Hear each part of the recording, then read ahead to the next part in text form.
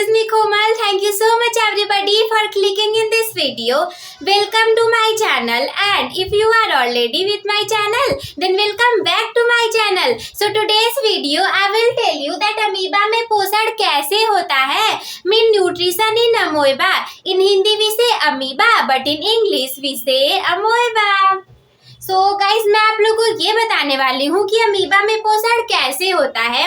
पिछली वीडियोस में मैंने आप लोग को पोषण के बारे में, प्रकाश संश्लेषण के बारे में बता दिया था. So in this video I will tell you that amoeba में पोषण कैसे होता है. सबसे पहले तो देखो, हमारा दिमाग जो होता है वो ऐसे लिखी हुई और सुनी हुई बातों से ज्यादा ना बनी हुई चीजों को ज्यादा समझता है. मैं चाहूँ तो आप लोग को ऐसे फोन में भी इंसर्ट करके पढ़ा सकती थी, लेकिन मैं बोर्ड पर क्यों लेकर के आई हूँ, ताकि आप लोग को ज्यादा अच्छे से समझ में आ जाए. देखिए, सबसे पहले जो अमीबा होता है ना, उसका कोई स्ट्रक्चर ही नहीं होता. यानी कि अमीबा का जो स्ट्रक्चर होता है, अमीबा का जो शरीर का वो होता है, शरीर का आकार, आकृति आप कह सकते हो, वो कोई नहीं होता. आप चाहो तो ऐसे बना लो, ये भी अमीबा है. आप ऐसे बना लो, ये भी अमीबा है. आप ऐसे करके बना लिए, ये भी अमीबा है. आपने कुछ ऐसे खींच खींच के बना दिया, वो भी अमीबा है. तो अमीबा का देखो क्या कोई स्ट्रक्चर सबसे पहली बात की नहीं होता. तो आप चाहे जैसा भी उसको बना सकते हो. सबसे पहली बात की जाए तो जो अमीबा में हमें पोषण को पाना है, यानी कि अमीबा अपने खाने को खाएगा कैसे, पोषण को कैसे प्राप्त करेगा. सबसे पहली प्रक्रिया होती है अंतर ग्रहण की प्रक्रिया, यानी भोजन को अंदर लेने की प्रक्रिया. जैसे हम लोग खाना खाते हैं, हमारे सामने प्लेट में ढेर सारा खाना रखा हुआ है, तो उठा करके जो अपने माउथ में उसको रखोगे ना, वही अंतर ग्रहण की प्रक्रिया है. देखो ये अमीबा है, मान लो सपोज दैट ये अमीबा है, इसके अंदर ये केंद्रक पाया जाता है. बिकॉज बिना केंद्रक के कोई काम कोशिका में होने नहीं वाला. और आप लोग को पता होना चाहिए कि अमीबा हमारा एक कोशिकीय जीव होता है. तो आप लोग भी साथ में नोट डाउन करते हुए चलेंगे दैट अमीबा हमारा यूनिसेलुलर होता है. अमीबा में आप लोग क्या लिखोगे कि ये मल्टी सेलुलर नहीं बल्कि यूनिसेलुलर है.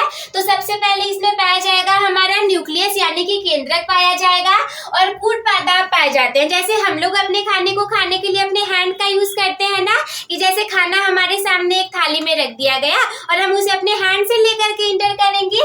बट जो अमीबा होता है वो क्या करेगा, उसके पास ना ऐसा कुछ होता नहीं हाथ पैर की वो उठा करके खा लेगा. तो जब भोजन उसके पास आता है तो उसमें कूट पदार्थ का निर्माण हो जाता है. और ये जो कूट पादाब है, आप इसको स्यूडोपोडिया भी बोल सकते हो. दोनों एक ही नेम है. जैसे एक इंसान के दो नेम होते हैं ना, वैसे ही कूट पादाब या फिर स्यूडोपोडिया दोनों नेम है इसके. तो ये पहले ऐसा नहीं रहता, ये नॉर्मली कुछ इस स्ट्रक्चर में रहेगा. वो चाहे जैसा आप स्ट्रक्चर बना सकते हो, लेकिन जब भी इसके सामने कोई फूड का पार्टिकल आ जाएगा, कोई भोजन का कण आ जाएगा, तो जैसे ये ऐसे अमीबा है ना, तो यहाँ पे इसके ऐसे कर्व बन जाएगा उस भोजन को लेने के लिए. ऐसे इसमें क्या बन जाएगा, ऐसे इसमें कर्व बन जाएगा. तो ऐसे ये जो स्ट्रक्चर बन गया है ना, देखिए ऐसे स्ट्रक्चर बन गया है. सपोज दैट ये हमारा फूड का पार्टिकल है, तो इसको ऐसे इंटेक करने के लिए ऐसा वाला बन गया कर्व. तो ये जो कर्व बना है ना, इसी को हम कूट पदार्थ बोल देते हैं. और इसमें जो फूड का पार्टिकल है उसे हम भोज्य कण बोल देंगे. सेकेंड स्टेप में हमारा क्या होगा, यहाँ पे डाइजेशन की प्रोसेस होगी, यानी कि पाचन की प्रक्रिया हो जाएगी. सबसे पहले हम फूड को उठा करके अपने माउथ में रख लेंगे, उसके बाद डाइजेशन भी तो होगा ना. और डाइजेशन की जो प्रोसेस होती है, ह्यूमन में बात की जाए तो माउथ से स्टार्ट हो जाती है. तो अमीबा में अंतर ग्रहण के बाद पाचन की प्रक्रिया होगी. देखो सारी जगह ऐसा जो ब्लैक कलर का बना हुआ है, ये हमारा न्यूक्लियस है, यानी कि केंद्रक है. तो ये आप सारे जगह पे मैं ऐसे केंद्रक केंद्रक लिखती हुई नहीं चलूंगी, आप लोग लिख लीजिएगा. और इसके बाद ये जो ऐसे बन गया है, इसे हम खाद्य रिक्तिका बोल सकते हैं, जहाँ से वो भोजन को इंटर करेगा. ये हमारा भोज्य कण हो गया. नेक्स्ट स्टेप में इसका अवशोषण होगा. जैसे हम फूड को इंटेक करते हैं तो डाइजेशन हो जाता है, तो पाचन के बाद उसका अवशोषण भी तो होगा ना. तो पाचन के बाद अवशोषण होगा. ये देखो ये वाला जो ऐसे बना हुआ था यहाँ पे कूट पदार्थ, वो पूरे तरीके से बंद हो चुका है. अब भोजन इसके अंदर जा चुका है, खाद्य रिक्तिका का निर्माण हो गया. अब ये पूरे तरीके से बंद हो गया, फूड पार्टिकल इसके अंदर आ चुका है. तो अब ये इसका पाचन प्रक्रिया कंप्लीट हो चुका. फिर इसका अवशोषण का प्रक्रिया होगा. और इसके बाद अमीबा में वृद्धि होगी और स्वांगीकरण की प्रक्रिया होगी। और ये जो स्वांगीकरण की प्रोसेस होती है ये जीवद्रव्य में हो जाती है। आप लोगों ने इसे पढ़ा भी होगा। नेक्स्ट स्टेप में इतने सारी प्रक्रियाएं पूरी होने होने के बाद लास्ट में एक्सक्रीशन का प्रोसेस होता है। उसमें क्या होता है, जैसे कि हमारे भी बॉडी की बात की जाए तो हम भोजन को इंटेक कर लेंगे, डाइजेशन हो जाएगा, सारी चीजें हो जाएंगी, लास्ट में कुछ वेस्ट मटेरियल भी तो बनते हैं, तो वैसे ही अमीबा में भी बनेंगे। ये सारी प्रोसेस कंप्लीट होने के बाद अमीबा में बहिक्षेपण की प्रक्रिया होगी, यानी कि देखो सारी चीजें कंप्लीट हो गई, तो ये मान लो कुछ वेस्ट मटेरियल है कि अमीबा से बाहर निकल जा रहा है, तो आप यहाँ पर लिख सकते हो कि अपचित खाद्य पदार्थों का निष्कासन, या फिर शॉर्ट फॉर्म में आप इसको निष्कासन भी लिख सकते हो।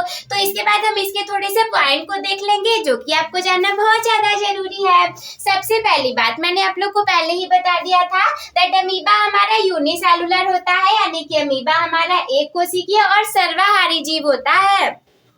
सर्वाहारी के बारे में आप लोग को पता होगा, ऐसा नहीं है कि वो केवल शाकाहारी है या फिर मांसाहारी है। अमीबा हमारा सर्वाहारी जीव है, वो कुछ भी खा लेगा। सेकंड बात की जाए तो इसमें फूड को इंटेक करने के लिए सूडोपोडिया या फूड पादप पाए जाते हैं, और अगर सूडोपोडिया पाया जाता है तो इसमें माउथ तो पाया ही नहीं जाएगा, यानी कि थर्ड पॉइंट में इसमें माउथ नहीं पाया जाता है।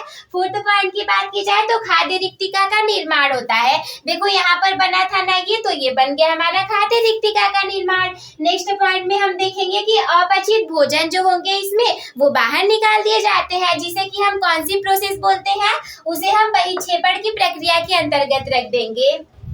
इसके बाद ये तो मैंने आप लोग को समझा ही दिया था दैट अमीबा का कोई भी स्ट्रक्चर नहीं होता है, और अमीबा हमारा एक कोशिकीय जीव होता है। तो मुझे उम्मीद है कि आप लोग को ये सारी चीजें समझ में आ गई होंगी। अब आप लोग इसका स्क्रीनशॉट ले लीजिए।